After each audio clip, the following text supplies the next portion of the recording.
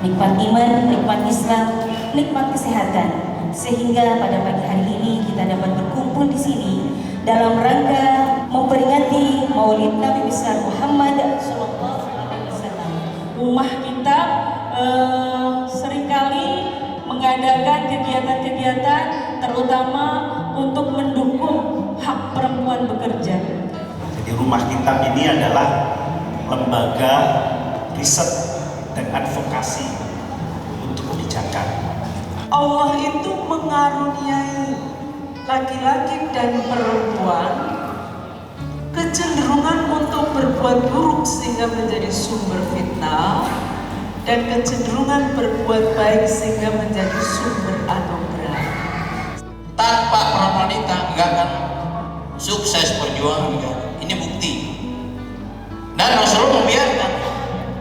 Bahkan mulai jadi Rasulullah perintahkan kaum wanita untuk tampil membantu kaum lelaki. Ya, Jabir ini adalah seorang penanam kurma. Fa'atat an-nabiyya sallallahu alaihi wasallam. Kemudian bibinya Jabir ini mendatangi Nabi.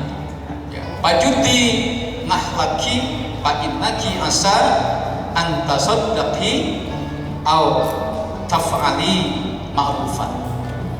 Mudah-mudahan dengan kamu ya motong pohon korma, buah kormanya bisa kamu sedekahkan dan kamu bisa ya berbuat baik.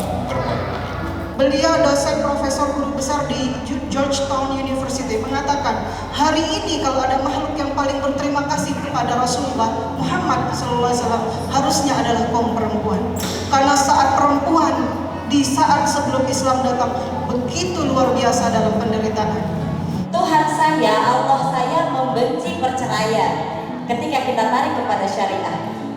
Tetapi ketika kita tarik kepada hukum positif, baik itu secara hak asasi manusia maupun hukum terhadap perempuan, itu bertolak belakang. Jadi kiranya bagaimana kita menyikapi itu? Yang paling penting bagi kita, bagi yang tidak mengalami itu adalah pahami bahwa persoalan itu sangat kompleks dan kita mesti menghormati keputusan siapapun dalam menjalani atau mengambil tindakan yang menurut mereka terbaik sesuai dengan kondisi yang mereka hadapi, dan belum tentu kita mengalami hal yang sama lalu kondisinya juga akan sama persis itu. Bagaimana Bu kita menyikapi orang yang mengenai janganlah perempuan itu dalam bekerja tinggi-tinggi buat apaan?